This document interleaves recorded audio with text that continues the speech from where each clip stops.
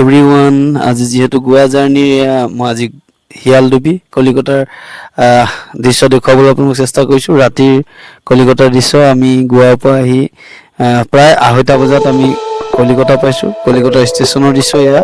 এইটো ৰাতিও ইয়াত দিনৰ দৰে বজাৰ লাগি থাকে। এখন ব্যস্ত নগৰী হয়, গতিকে দৃশ্যবোৰ দেখুৱাবলৈ চেষ্টা কৰিছোঁ আপোনালোকক। কেনেকুৱা হৈছে ভিডিঅ'ত জনাবচোন।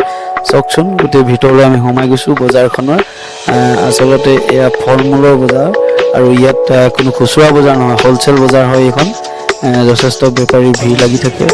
এখন কিমান ডাঙৰ বজাৰ, কলিকতাৰ যিখন শিয়ালদুবি ষ্টেচনৰ ফ্ৰণ্টতে আছে এই বজাৰখন।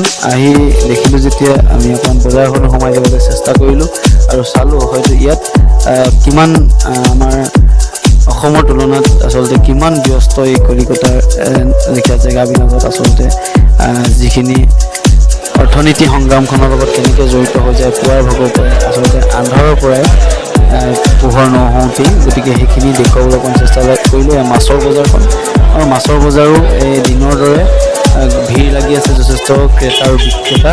আচলতে বহুত পূৰা পাচিয়ে মাছ আচলতে দেখুৱাবলৈ চেষ্টা কৰিছোঁ। প্ৰত্যেক সাগৰীয় মাছ, আৰু এয়া লোকেল, সিহঁতৰ তাত লোকেল পাচলি আচলতে কলিকতাৰ প্ৰত্যেকটো বস্তু, মৰিচাৰ পৰা পালেঙৰ পৰা আদি কৰি মূলালৈকে, আৰু যিখিনি শাক পাচলি আচলতে এয়া এখন বৃহৎ বজাৰ হয়। যিসকলে আহিছে হয়তো দেখিছেই, আৰু সেয়া প্ৰতিটো বস্তুৱেই ইয়াত পোৱা যায়। আচলতে এয়া এখন নগৰীখন আচলতে দেখুৱাইছোঁ। এয়া চাওক কিমান ভিৰ, আচলতে মানুহ পুৱা ভাগতে আহি পোহৰ হোৱাই নাই। 2:30 বজাত আমি আহি পাইছোঁহি আচলতে গোৱাৰ পৰা আহি।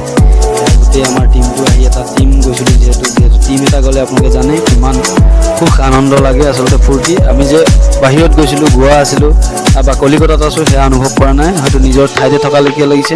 সদায় একেলগতে থকা যিহেতু ঠাই অসমৰ আমি প্ৰায় 56 জন গৈছিলোঁ, আৰু একেলগত আমি এটা টীম হৈ কিমান ভাল লাগিল আচলতে পৰিৱেশটো। আৰু আহি এই পুৱাৰ ভাগতে যি কলিকতাৰ দৃশ্য, এই কলিকতাৰ দৃশ্যটো আমি দেখুৱাবলৈ চেষ্টা কৰিছোঁ।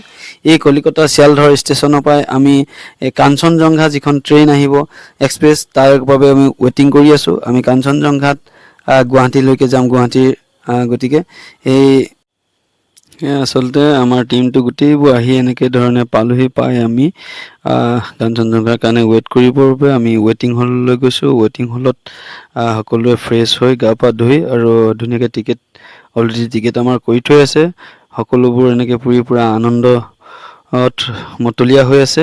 গতিকে আৰু আহি আমি যিহেতু এই কলিকতা শিয়ালদহৰ ষ্টেচন পালোহি, ষ্টেচনৰ পৰিৱেশটো দেখি আমি দেখিছোঁ আচলতে ৰাতিপুৱা আহোঁতেও দিনৰ দৰে হৈ আছে। গতিকে সেই পৰিৱেশটো আমি অকণমান দেখুৱাবলৈ চেষ্টা কৰিছোঁ।